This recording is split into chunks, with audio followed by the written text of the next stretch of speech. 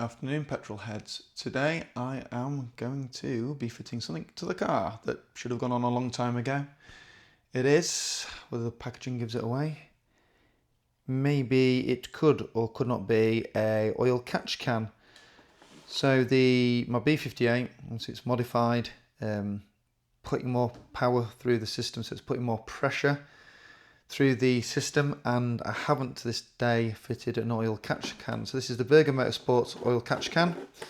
I've got a lot of Berger Motorsports parts on the car, and one reason why I went for their setup is I quite like the fact that they do this transparent reservoir.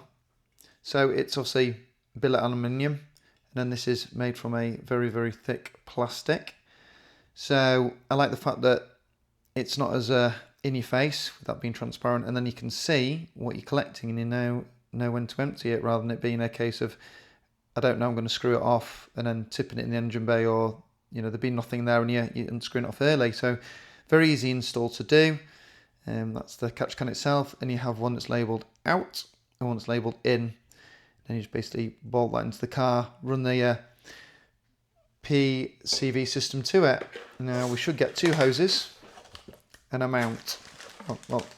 One hose, two hose, and then a mount there, mounting bracket. So I'm going to go out to the car now and show you how quick and easy it is to install one of these. So what I'm going to simply do is screw the bracket through it so the BMS writing is the correct way up. These look like, what, say 4mm Allen key.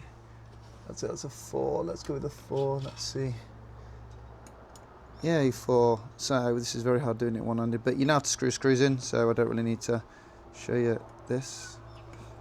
Right, sorry, I look silhouetted, don't I? So all you need is a T25, a socket bit, or torque wrench, and then it is a 8mm socket. So all you're going to do is very simply, so there's the engine bay, there's the void. So like I said, the original airbox would sit there, but you have a piece that comes out here which you need to delete. So all you do is undo that with an 8mm. It's just tight to get in, so you probably need with an 8mm. That's a T25, so undo them, because that's where that bracket sits in that tank. And what we have to do is take off the engine cover, in my case the half cover, which is still awesome. Let's do the half cover there. Right, so let's get this disconnected. These are quite hard to squeeze because, oh yeah, the thing is also best to work on the car when it's cold, but I'm just going to put this down here because this is right up against there we go. So that needs to come off, and then we rotate this. I don't know if you can see it. This is then rotated, oh my god, you just under 90 degrees, because this is now going to attach onto this piece here. So you need to put this into here,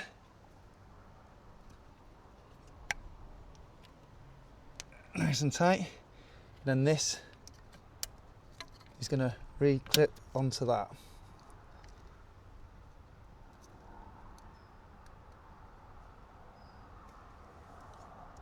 Which to me is an okay joint, but it's not the best. Now we've got a challenge of my heat shield, so I have to see how this goes. I'm not quite sure how this is going to look. I'm just kind of mapping it out at the minute. So that one's going to go like that. So now we've got this on. What we need to do is unscrew this and put on, very simply,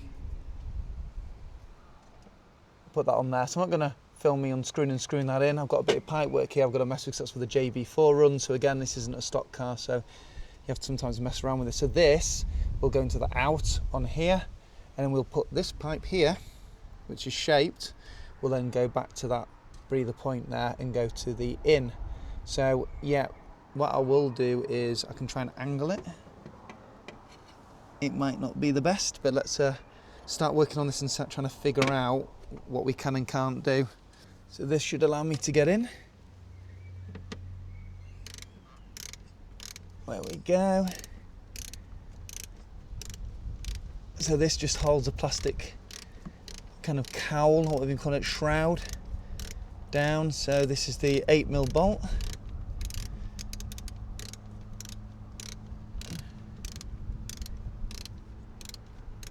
And this is a long 8mm bolt. Right, once it's pretty much out, we don't want to drop it in your engine bay, for all the obvious reasons. Right, now it's loose enough. Away. Right, so that out, put it up there so we're safe. Now we need to do the T25. So get your T25 again, make sure it's right nicely deep in your torque, so you don't drop anything in the engine bay. Now this might undo by hand. There you go, so these aren't particularly tight, or I'm just super strong. They do lift out, I'll just kind of work this as you go.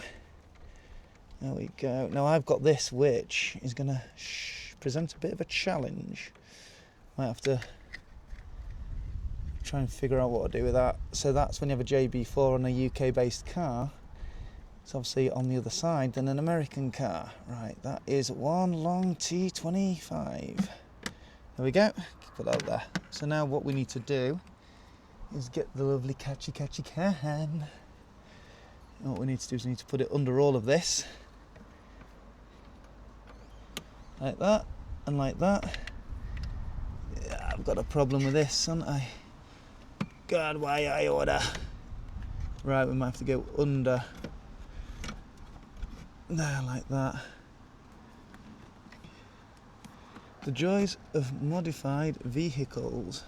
Now, let's try and get the T25 in.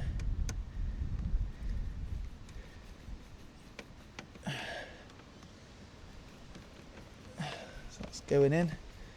I'm going to have to review this cable over the top. I mean, it should be fine. Just get that in loosely.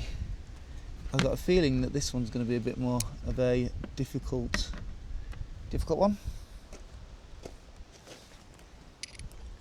But we shall see. Just got to try and get it to somehow align.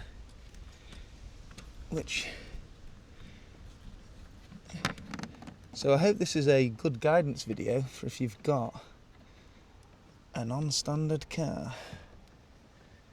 Right, so now that's screwing down. So okay, so that pipe's actually worked quite well. This is going to need the heat shield. I'm going to have to figure something out. There we go. There we go. Something that's supposed to be quick to install is not necessarily quick to install. That's the takeaway from this. If you've got a modified car, things aren't always what they seem. Let's get that T25 in.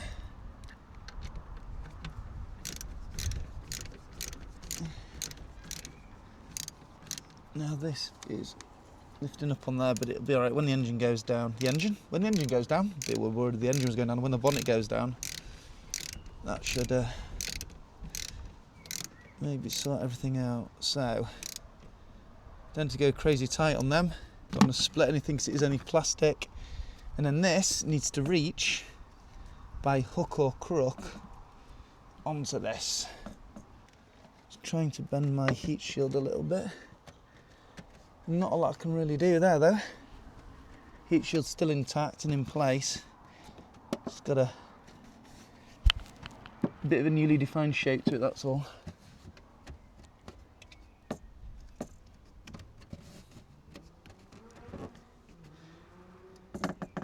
Spin that like that, it's pulling it away from the heat shield.